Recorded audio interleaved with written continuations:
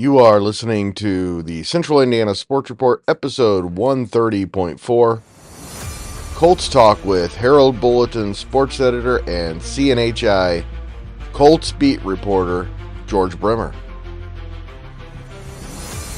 You're listening to the Central Indiana Sports Report with your host, Greg Mengelt. Welcome back, George. Do the math for me. What are the odds of the Colts being in the playoffs 2 weeks from now? Still not good, but better than they were a week ago. I mean, basically, the biggest thing probably it hinges on this week, aside from the Colts obviously winning their own games, is the Cincinnati-Denver game on Saturday. That's 4:30 game. If the Bengals win it, then this thing still has life going into the final week. If the Broncos win, it's over. Denver is in.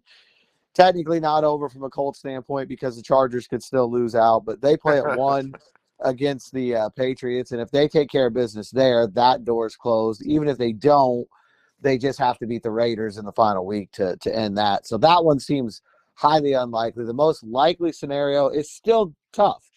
They need the Bengals to win this week against Denver, or else it's all done. And then Cincinnati would have to beat Pittsburgh next week, and Pittsburgh kind of licking their wounds after 3 straight losses and, trying to find some momentum going into the playoffs. And while Cincinnati wins that game, the Broncos would have to lose to a Chiefs team that will probably be starting Carson Wentz because they have nothing to play for next week. So, it's still an uphill battle. There's also, if the Bengals lose next week against Pittsburgh, the Colts could also get in if Miami wins their final 2 games and Denver loses both of theirs. Essentially, I mean, the shorthand version is the Colts have to win out, and there has to be a multi-team tie for that final playoff spot. If it's just the Colts and Denver, and neither Cincinnati or Miami is in that mix, Denver wins on head-to-head. If there's 3 or more teams in that tie, then the Colts win it on having the best record against AFC opponents.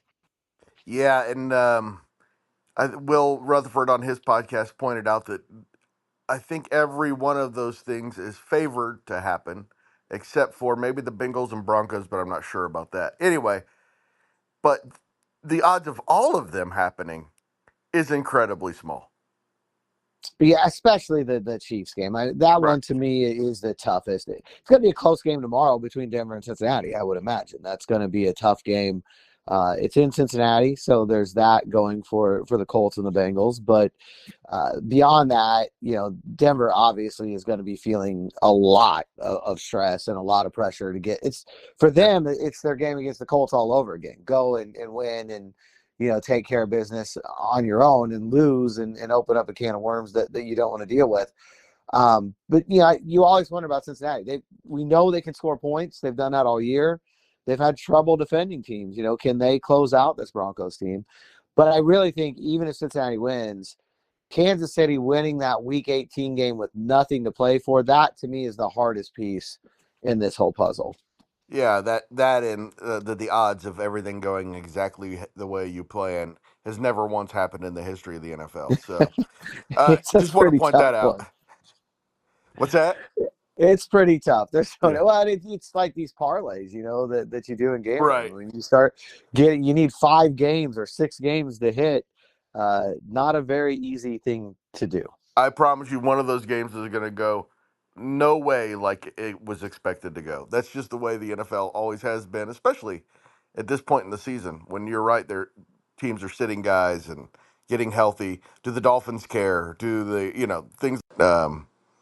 It's awfully tough. So anyway, Here's what I want to say about that. If they'd done what they did last Sunday and last Sunday's win, we probably wouldn't have to be sitting here doing math, because if they played like that, I would think they'd be one of the top teams in the AFC. Just run the ball. Yeah, and I think that's one of the most frustrating things about this whole situation for them is you can go back to several games. The Denver game obviously stands out the most because you win that one, you're controlling your own destiny. But you also, had you won that one, would have a chance to win the division potentially, depending on how things break out. Both Houston games were close, and you're not able to finish them out.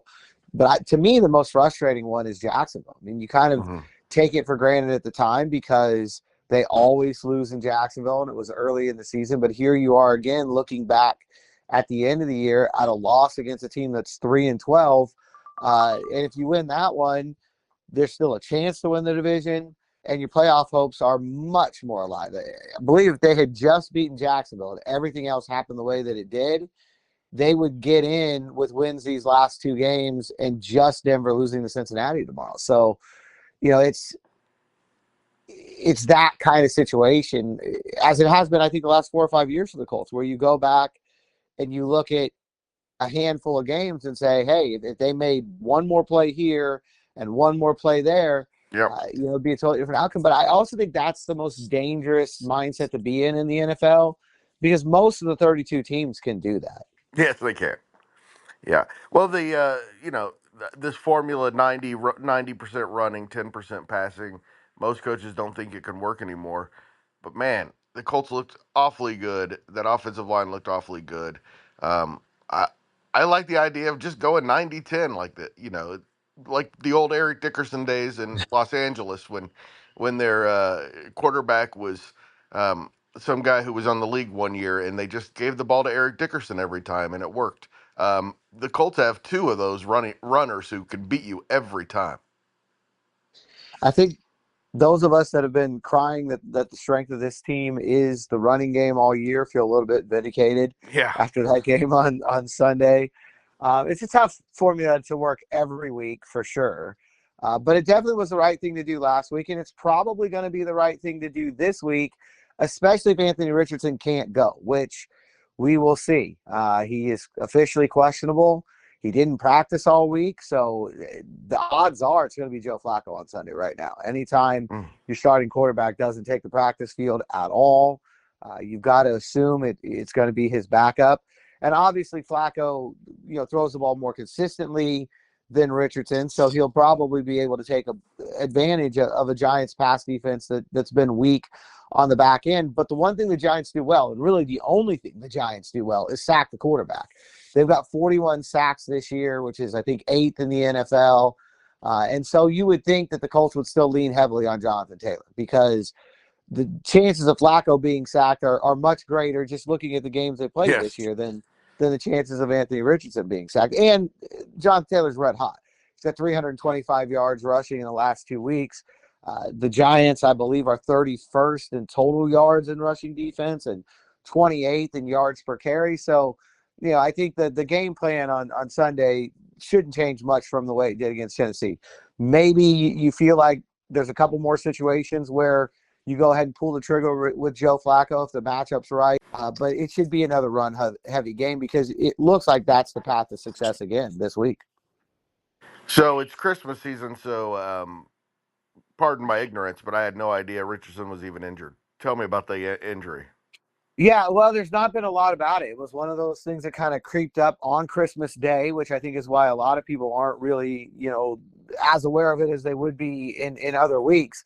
It was a weird week down there anyway. They had media availability Tuesday, but they didn't practice. And then Wednesday there was an injury report, but they didn't practice. So that Christmas Day injury report was the first time there was any indication something wasn't right. He was on there with a back and a foot injury. And then they came and said it's more the back than the foot, but that's about the only thing we know about it right now. Then at that time, it really wasn't alarming. They didn't practice Tuesday or Wednesday. And so him being on the injury report, you figure he's going to get beat up running the ball. That's something that they're just going to have to accept as part of having a quarterback like this. And so just being on the injury report wasn't really a shocking situation or something that caused a lot of alarm. But then when he didn't practice Thursday either, eyebrows were raised. And when he didn't practice today, James Sykin said, he's not ruled out. But I don't know what the odds are of your starting quarterback playing in a week he did not practice at all.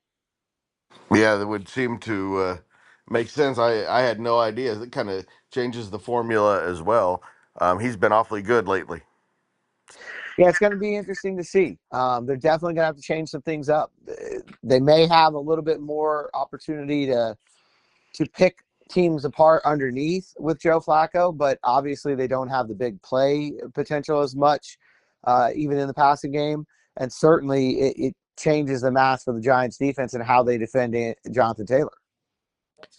Thank you so much to George Bremer for taking the time to talk some Colts during the Christmas season. He's a busy man, always appreciate his time. Thank you so much for listening.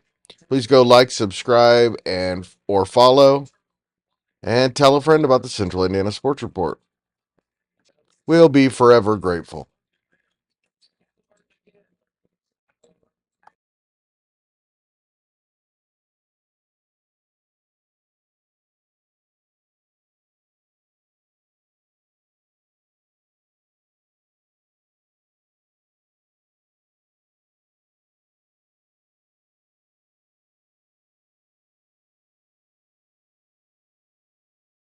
The Central Indiana Sports Report is a product of ITG Media, and I love Susie.